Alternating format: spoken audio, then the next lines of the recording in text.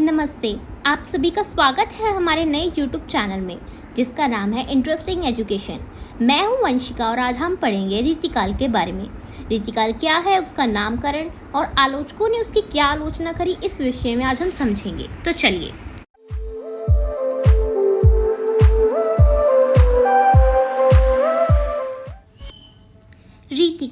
रीतिकाल की समय सीमा आचार्य रामचंद्र शुक्ल ने संवत 1700 से 1900 कहा है। ईसवी सन की दृष्टि से देखें तो इसका समय सन 1650 से 1850 तक माना जाता है। हिंदी साहित्य के विकास के क्रम में आदिकाल और भक्तिकाल के पश्चात जिस काल का स्थान आता है उसे हम उत्तर मध्यकाल या रीतिकाल कहते हैं। जब हम रीतिकाल के नामकरण को देखें तो अनेक विद्वानों ने इसे भिन्न भिन्न नामों से अभिहित किया है। जैसे त्रिलोचन ने अंधकार काल, डॉक्टर रमाशंकर रसाल ने कला काल, आचार्य रामचंद्र शुक्ल ने रीतिकाल, पंडित विश्वनाथ प्रसाद मिश्र ने श्रृंगार काल, मिश्र बंधु ने अलंकृत काल, जॉर्ज ग्रेसन ने रीतिकाव्य आदि। परंतु इन विभिन्न नामों का विवेचन करने पर यह स्पष्ट होता है कि आचार्य रामचंद्र शुक्ल द्वारा दिया गया नाम ही सर्वाधिक उचित है। आगे हम देखें तो रीति काव्य क्या है। रीति काव्य को देखने से पहले हमें रीति का अर्थ क्या है यह समझना होगा। रीति शब्द क्या आया, कहाँ से आया, तो हम देखते हैं कि रीति का अर्थ है शैली या परंपरा। परंपरा मतलब क्या, एक तरह के स्टाइल को फॉलो करना। पर जब हम भारतीय काव्य शास्त्र की बात करें तो एक आचार्य हुए थे जिनका नाम था वामन। उन्होंने एक संप्रदाय शुरू किया था, वो था रीति संप्रदाय। वामन एक काव्यशास्त्र आचार्य थे जिनकी काव्य पर पकड़ थी। इसका मतलब क्या था, वह कहते हैं कि रीति एक विशिष्ट पद रचना है, यानी विशिष्ट जो पद्धति है उस पर लिखना ही रीति है। यानी रीति का मतलब क्या, एक तरह की परंपरा या पद्धति को फॉलो करना ही रीति है। विशिष्ट पद रचना यानी एक विशेष प्रकार से लिखना, यानी रस, अलंकार, चमत्कार होना चाहिए, अनुकूल वर्णों का उपयोग होना चाहिए। यह एक लिखने का तरीका है, यही कविता है। इसे उन्होंने कविता कहा है। वो कहते हैं कि कविता कैसी होनी चाहिए, उसमें अलंकार होने चाहिए, रसों के अनुकूल वर्णों का चयन होना चाहिए।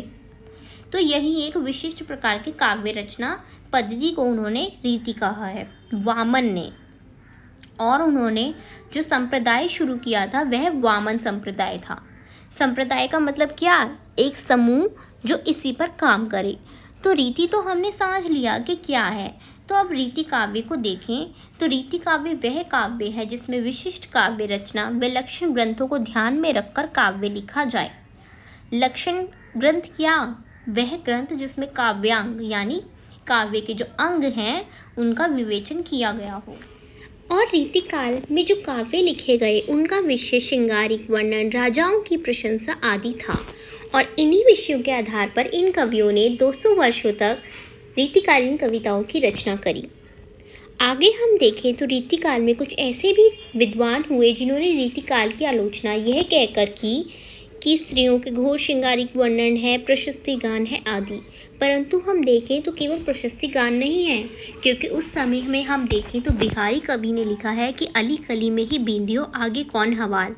अर्थात उस समय राजा जय सिंह अपनी पत्नी के प्रेम में इस कदर खो गए थे कि राज्य की ओर उनका बिल्कुल भी ध्यान नहीं दिया।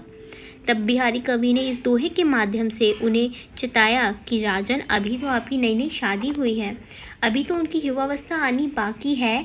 अगर आप अभी से ही रानी में खोए रहेंगे तो आगे क्या हाल होगा। बिहारी कवि के लिए यह कहना आसान नहीं था। यह हमें आदिकाल में भी नहीं देखने को मिलता। और आज भी हम देखें तो राजा यानी राजसत्ता, जिसके हाथ में सत्ता है, उसके खिलाफ कोई भी नहीं बोल सकता, परंतु बिहारी कवि बोलते हैं। और अक्सर आलोचक भी कहते हैं कि स्त्रियों के घोर श्रृंगार का वर्णन है। लेकिन हम देखें तो केवल स्त्रियों के घोर श्रृंगार का वर्णन नहीं है। हम देखें तो अब स्त्रियां वो नहीं हैं जिन्हें हम ढक कर रख सकते हैं। अब कैसी स्त्रियां हैं, जो ऐसी स्त्रियां हैं जो प्रेम करती हैं। और जब आप प्रेम करते हैं तो यानी आप खुद ही चयन करते हैं लड़के का। परंतु कुछ ऐसे भी कवि हुए जिन्होंने, कुछ ऐसे भी हम मान सकते हैं कि विद्वान थे जिन्होंने कहा कि जो रीति तो हमने इन्हीं रीतिकालीन कवियों से सीखी है, यानी कविता क्या है, कविता की परंपरा क्या है, कविता लिखने की जो शैली है वो क्या होनी चाहिए, यह सब हमने इन्हीं कवियों से सीखा है। यह भी रीतिकाल है, चाहे घोर श्रृंगारिक वर्णन हो, लेकिन किसी भी विषय को उसके चरम तक लेकर जाना, यह हमने इन्हीं कवियों से सीखा है और यह उस समय की सबसे बड़ी उपलब्धि है। अब जब बात आई है तो उपलब्धियों की, तो जो हमारी नेक्स्ट वीडियो होगी उसमें हम आपको रीतिकाल की उपलब्धियों के बारे में बताएंगे। धन्यवाद। अगर आपको हमारी वीडियो अच्छी लगी तो प्लीज़ लाइक एंड सब्सक्राइब ज़रूर कीजिएगा और नीचे दिए गए बेल आइकन को ज़रूर प्रेस कीजिएगा।